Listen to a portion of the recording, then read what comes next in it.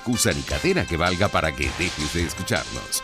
Ingresa a rcr.tv, la radio que se ve. El siguiente programa de opinión contiene elementos de lenguaje, salud, sexo y violencia que pueden ser escuchados por niños, niñas y adolescentes sin supervisión de sus madres, padres, representantes o responsables. RCR presenta Buen Provecho, una producción nacional independiente con certificado número 22388 para dar cumplimiento al artículo 14 de la Ley de Responsabilidad Social. A partir de este momento, los invitamos a formar parte de esta mesa donde se componen y descomponen los problemas del país.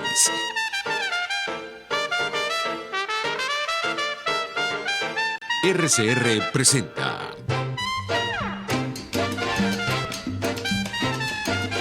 Buen Provecho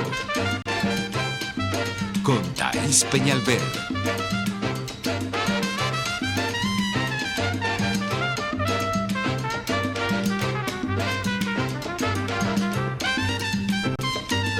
Buen mediodía para todas las personas que nos escuchan y que puedan vernos por YouTube en nuestras redes sociales. Vamos a leer seguidamente los créditos y después a presentar a nuestro invitado. Los créditos son los siguientes: Dirección General de la Estación, Jaime Nestares; Gerencia de Producción, Wilixa Arcaya; Producción, Carlos Lara; Controles, César González; Portal web, rcr.tv; y las redes sociales, YouTube y Periscope, RCR750, y por Twitter, @RCR750. Y les recordamos también que Monitor Derechos Humanos tiene su propia dirección en Twitter, que es @DHMonitor. Bueno, vamos a dar inicio al programa de hoy. Hoy tenemos un invitado de lujo y dos temas de lujo.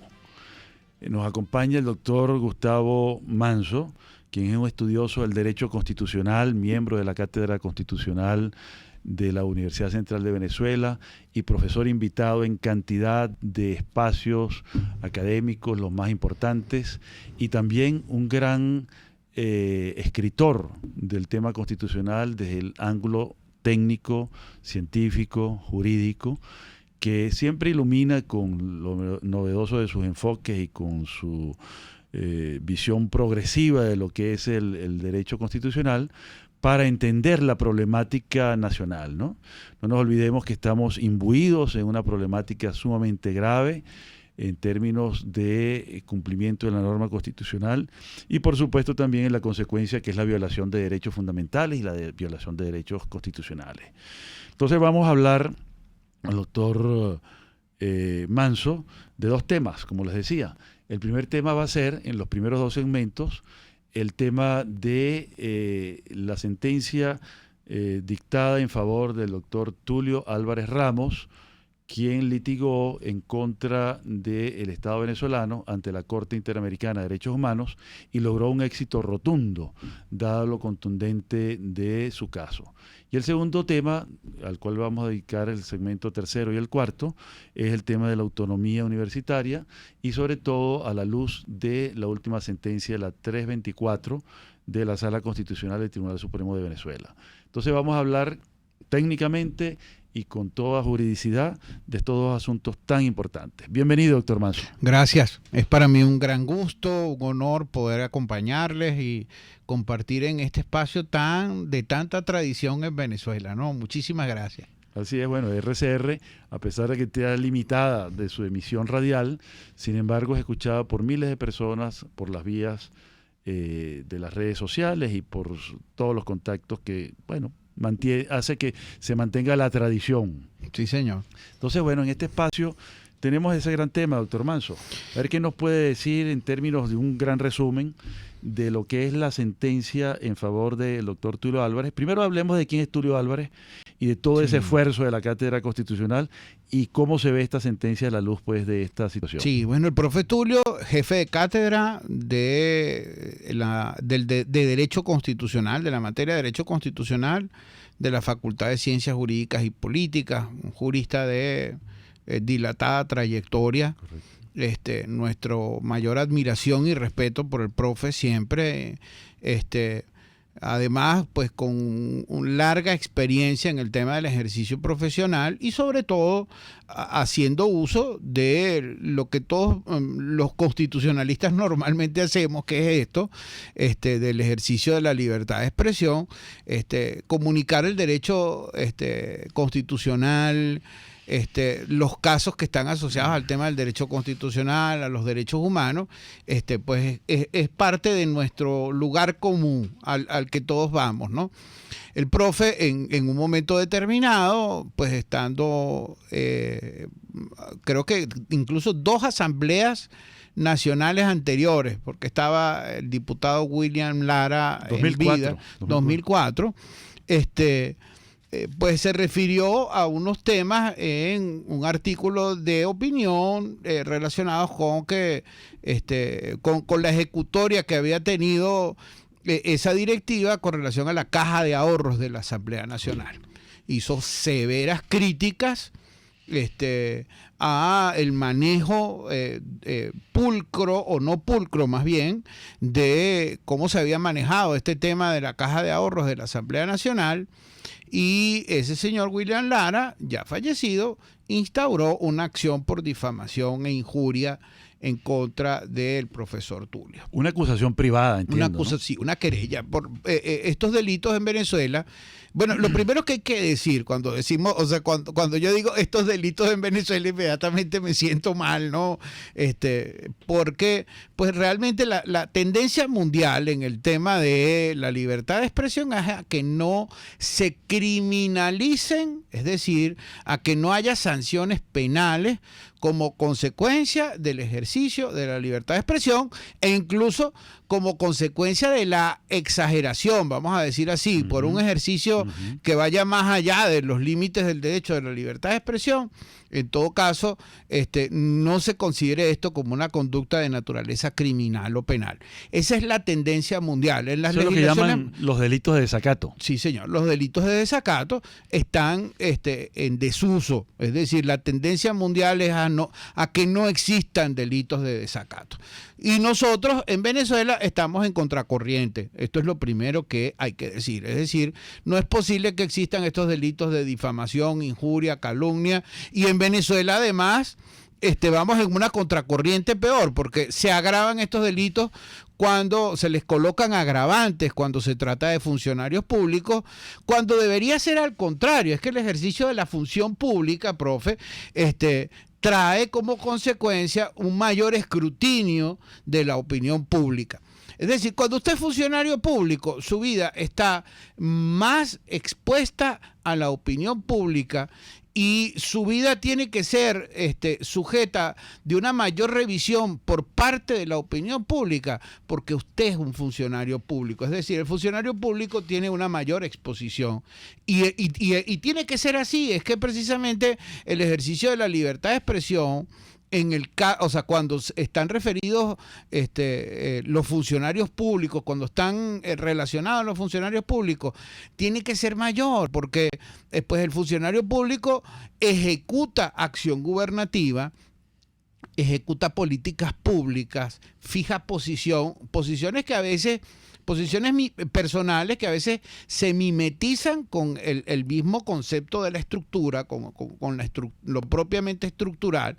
Es decir, incluso podría aquí traer la famosa cita de Luis XVI de l'État c'est moi, o sea, que el Estado soy yo, cosa que no debe ser. Es decir, una cosa es la estructura estatal, el órgano del Estado, y otra cosa muy diferente es lo que usted como persona pueda querer o pueda pensar o pueda tener como su posición personal. La estructura tiene que ser eso, una estructura. Y la estructura pues no puede quedar contaminada con aquello que significan sus posiciones personales, con aquello que... Además, porque administran dinero que pertenece a la nación. A la nación. Entonces, al colectivo nacional, a toda la población, a la ciudadanía. Entonces, si esa gente pues llevó una administración de dudosa ejecutoria, pues por supuesto que la opinión pública va a referirse a eso de manera inmediata, como lo hizo el profesor, y con eso no está cometiendo ningún delito. Claro. Tanto es así,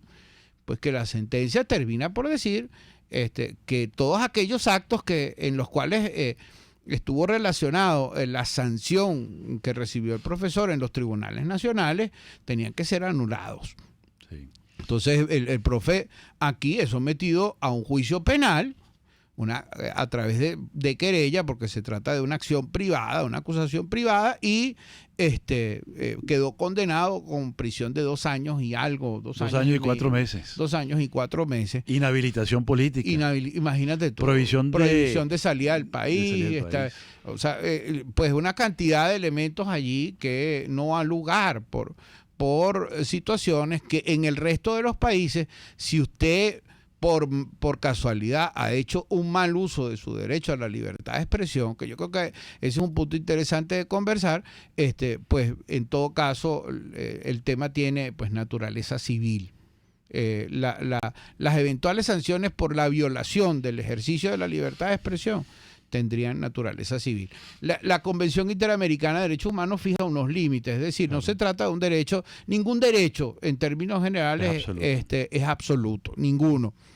Y esto pues es una máxima importantísima dentro del estudio de los derechos humanos.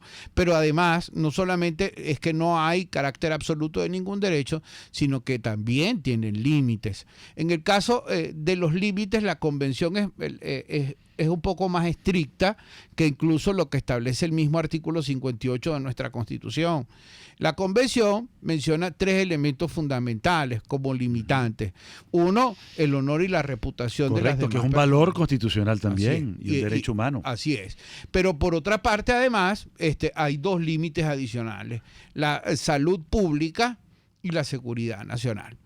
Por supuesto, este tema de la seguridad nacional, tiene que ser bien entendido. Hoy en día, pues, y esos son temas que pues a mí me corresponde mucho trabajar en el tema del derecho constitucional.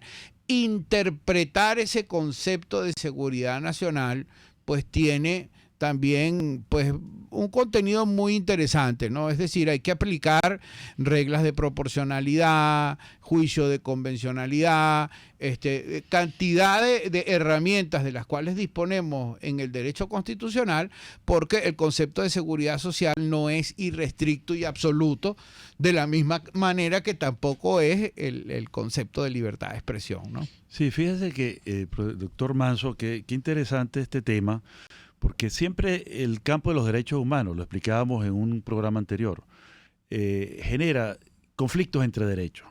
Entonces, hay una libertad de expresión, pero que tiene un límite que es la reputación y el honor de otra persona, ¿no? Así es. Esa es la famosa regla de oro, ¿no? Y que se aplica en ética y que se aplica desde muchos ángulos, ¿no? No hagas a otro lo que no quieres que te hagan a ti y haz a los demás lo que quieres que te hagan a ti. Es decir, hazle cosas buenas, no cosas... Sí, sí. Pero cuando se trata de función pública y de administración de bienes patrimoniales de la nación que pertenece a toda la ciudadanía, es decir, que no es propio del funcionario público, hay que rendir cuentas, ¿no? Sí, claro que sí. Entonces, la implicación de todo eso que nos está diciendo el doctor Manso es muy importante, porque hay que revisar la legislación venezolana de manera profunda, ¿no? Sí, los 5 delitos que están en nuestra legislación penal, que son vilipendio y ultraje, cuando se trata de funcionarios o de instituciones públicas, calumnia, difamación e injuria cuando es a privados, y la calumnia cuando es atribuir un delito y generar una acción penal de persecución contra una persona de forma falsa, ¿no? Falsa, así es. Entonces, eso hay que revisarlo y orientarlo hacia la rama civil cuando hay un daño o un perjuicio evaluable. Sí. Es decir, bien porque sea un daño material o un daño moral. Así es. Entonces,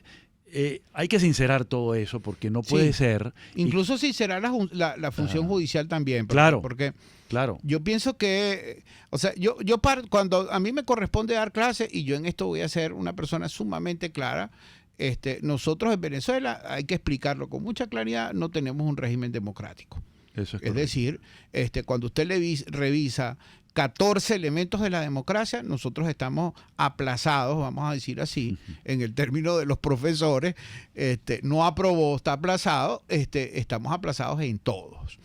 Pero especialmente en aquello que tiene que ver con la función judicial, porque, por ejemplo, pues a mí me ha tocado estar muy de cerca, no solamente con este caso del profesor, que es un caso paradigma, un caso de ícono en el derecho venezolano, al igual que otros, pero a mí también me ha tocado, por ejemplo, estar cercano, de hecho fue abogado defensor en casos, por ejemplo, como el de Pudreval, donde hubo acusaciones asociadas al tema, a estos mismos delitos de difamación, injuria, etcétera, y se llevaron a la rama civil. Qué interesante. Vamos a continuar en nuestro próximo segmento profundizando en estos temas. Creo que la experiencia profesional y sobre todo la visión jurídica, técnica, científica que tiene el doctor Manso nos va a ayudar muchísimo a entender esta problemática de tanta importancia y trascendencia para el mundo y la nacionalidad en general, pues, ¿no? Continuaremos el próximo segmento.